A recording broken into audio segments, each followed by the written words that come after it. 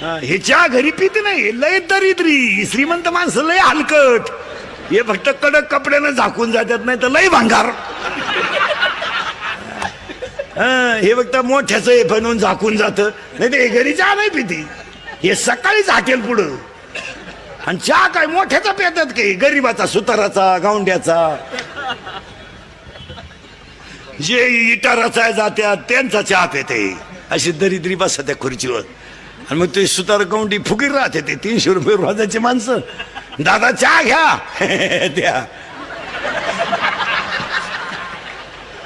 दादा नाव काय त्याचं, दादा चहा घ्या ना द्या ना.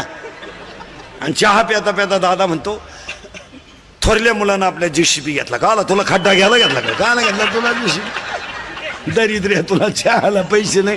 अरे ते बिचारा इटाराच आहे, जाते तरी 10 लोकांना चहा पाहिजे. ते ही श्रीमंत माणसं लय भंगार मारा.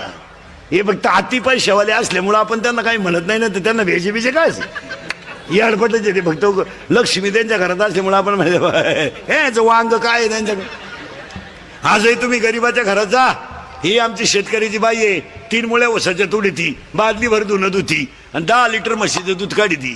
सर्दी होईना तिला, सर्दी थंडी तापत बाजूलाच.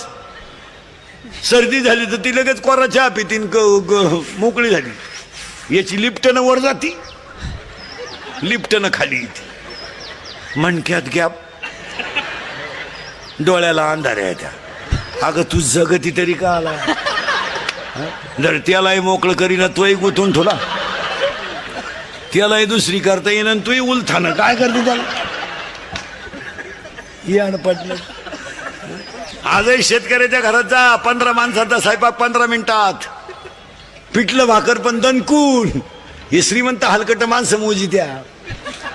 5 सांगितले 6वा वाढला, संपल्या चपात्या.